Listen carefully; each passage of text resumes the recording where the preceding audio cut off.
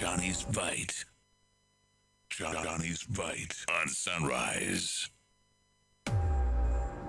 JohnniesBite. JohnniesBite on Sunrise. JohnniesBite. JohnniesBite on Sunrise. You know, I've watched you. Sometimes our people disagree with you, but I mean, I understand some of your approach. I mean, sometimes we take a hard bite. It helps us as politicians. Nowadays, when I listen to you, I even panic. Why? Maybe, hey, Why do you panic? the way you, Papa, you know Papa. Figuratively, he bites as hard as he can. Okay. And of course, when he puts his fangs into you, you certainly feel it. I think it pretty much. Watch JohnniesBite. JohnniesBite, now airing on 3FM Sunrise and TV3 New Day. Weekdays at 6:50 a.m. JohnniesBite. Factual, hard, authoritative. JohnniesBite. JohnniesBite on Sunrise. Bismillahirrahmanirrahim. Alhamdulillah Rabbil Alameen. Hasbanallahu wa ni'mal wakeel. The Lord is my light and my salvation. Whom shall I fear?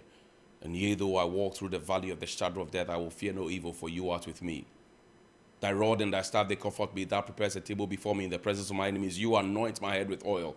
My cup overflows, and surely goodness and mercy shall follow me all the days of my life. And I will dwell in the house of the Lord forever and ever. Amen. Assalamu alaikum.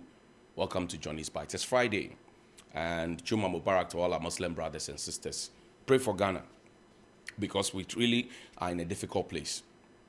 You know, the government has consistently insisted and told us, after hesitating for a very, very long time, that we're in a difficult place. But nobody has had the dignity to apologize for where we have been led to. Nobody. Nobody has come to claim a portion of the mess that we have been led into. And I say the mess because when we started talking about it, we were given the excuse of Russia and Ukraine and COVID. Russia and Ukraine are still fighting. COVID is still around. I hope we don't add Turkey. Because if you have a problem and you refuse to admit a portion of the problem to be your own, or to admit that there is a problem in the first place and that you have a part to play in the problem, then there's a bigger problem that can never be solved. Because all along, it is the citizens who are being presented as if we are unpatriotic. It is the citizens. Play for me the video of Mr. Kenoforiata a few months ago, telling us that we are a proud nation, we will not go to IMF. In fact, posts that were called Sambalat and Tobias. Play the video for me. I can tell you, as my colleague, Deputy Minister said, we are not going to the IMF. Whatever we do, we are not. The consequences are there. We are a proud nation. We have the resources. We have the capacity. Don't let anybody tell you. Like when Joshua, Caleb, and the 10 others went to spy on the promised land. And only 2 of them came to say that we can do it. And the 10 went around the community murmuring, you can't, da da da da da da. We are not people of short sight, you know. And we have to move on, okay? So let's think of us as who we are, a proud, strong people, the shining star of Africa, and we have the capacity to do what we want to do. If only we can speak that one language and ensure that we burden share in the issues ahead.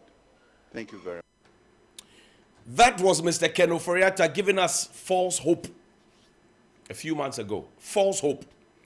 This same man who tells us that we are a proud nation, we will not go to the IMF, is today telling us that if we do not go to the IMF, the country will crash.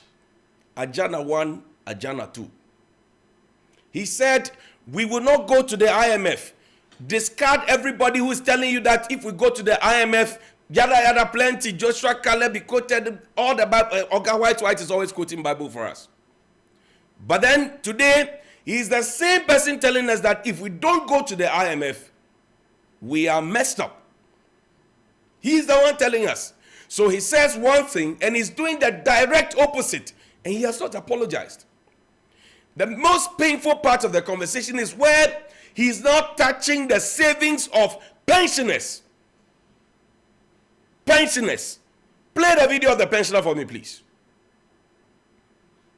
To let them take my cash, I would prefer to go through this effort, which will serve as a deterrent for the future generation. For the 4 days I walked, this morning I walked from Circle to this place. Through, what do you call it, Adabraka, blah, blah, blah, blah, blah. To this place. Is the retirement package that was given to me that I invested in the bonds. And because I came out earlier, I was discounted in my salary, the pension salary I get. It's peanuts. So is this coupon that I get, that I use to supplement my retirement. I retired early at the age of 55. You heard a pensioner. He said he would rather die. He would rather want to go. That's what he meant. Than give his money, because he has seen how the money has been wasted in many different ways. He has seen it. He has seen how our president is preaching buy made in Ghana goods and is riding in town with a V8 and a Chinese chair in the V8, fueled by your money and your taxes. So when you tell them that they are due for retirement and have been championing, let the retirees go and let the young grow, let the retirees go, let the young grow, they are going home, and whatever is given to them as gratuity, which they are investing, we are busy trying to dip our hands into the pockets of our older citizens. What crime have they committed? The Church of Pentecost has told President Akufo-Addo to, as a matter of urgency, tone down, trim the government, the sides of the government. They are not the first. The Church of Pentecost has said it. Other religious leaders have said it.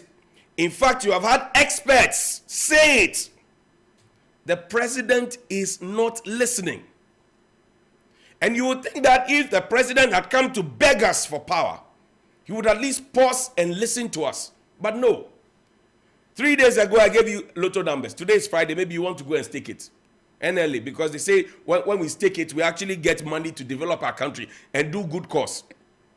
Good morning to Sami Oku. So what's the president age? 78 or 79? What's the age of his chief advisor? 82. So 78, 82 or 79, 82, sure banker. Or 82, 79, sure banker. Go and stake it. And let's see if it hits. Because the people we are talking to who begged us, they are not listening. And I'll reiterate, they are all older than Ghana. Let me give you another senior citizen who is the general secretary of a political party who wept on national TV. Play the video. At the moment you criticize them, you see, if you don't want to be criticized, you would never be excellent. Because criticism allows you to move on. Criticism allows you to do the right thing. Debt exchange. Please, you are talking about debt exchange when the old people of this country don't know how it is going to be. They don't even know. We all don't know what will happen to our investment. We don't even know, Roland. In this kind of hardship, we don't know. And these old people, look at them. Why? How can you do this? You don't even care. Roland, why? You make these old people come to the ministry and picket. You don't care. You do not care. These are elders. They have worked for this. I mean, it was so sad. And when I looked, I said, what is the meaning of this? You have mismanaged the economy, made yourself rich, made your people rich, made everybody rich within your space. Made everybody rich within your space, and you want to treat Ghanaians like this. And you sit down when you tell us that you want to break the age as if we are fools. How can you treat us like that? How? But Laura, so this is heartbreaking. This is a senior citizen. That's a mother and a grandmother.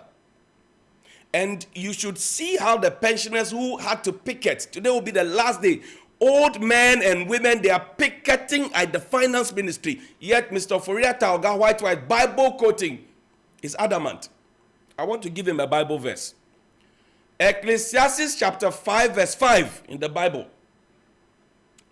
Turn your Bibles with me. Ecclesiastes chapter 5 verse 5. It says, it is better not to promise than to promise and not fulfill. Ecclesiastes chapter 5 verse 5. Because he likes to quote Bible with the president, they are quoting Nehemiah, they are Joseph and all. I'm quoting the Bible. Ecclesiastes chapter 5 verse 5. It is better not to promise than to promise and not to deliver.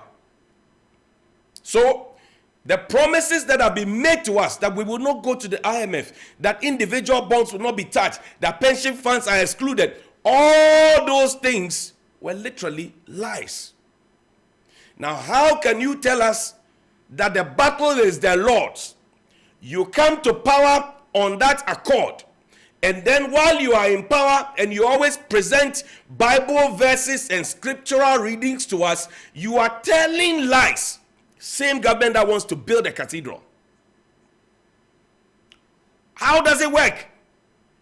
And yesterday I asked, Ayo, Nukba Beje Lo, who is talking to the president to at least listen? The Constitution makes space for about, it said not less than 19 ministers. If we're even deciding to go beyond it, we can do 40, we can do 50. How many ministers did we have?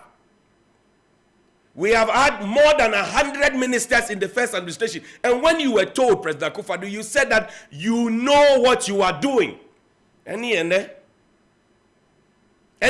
today, you know what you are doing. But it appears that you do not know what you are doing because you keep piling it. You tell us to bedding chair. And the presidency, the Flagstaff House, is expanding. You are giving people positions. And as the Nigerian said, you are enriching everybody who is closer to you. To the extent that even people within the MPP party are saying that's why the term Obiabe Didi Peche is now popular. Because Ebimu Didi Peche and Ebimu Su Ekomo Dion. We have brought ourselves into the mess. And we have the opportunity to cut down as the church is advising.